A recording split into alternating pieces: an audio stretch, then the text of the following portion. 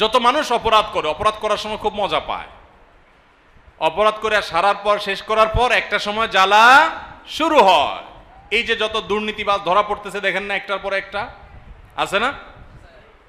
যখন টাকা পয়সা কামায়া লালে লাল হয়ে গেছে, আঙ্গুল ফুলে কলা গাছ হয়ে গেছে, তখন তো খুব মজমাস্তি আর ফুর্তিতে ছিল। ধরা পড়ার পর মান সম্মান ইজ্জত আত্মীয় স্বজন সমাজ কোথাও মুখ দেখাবার সুযোগ নাই।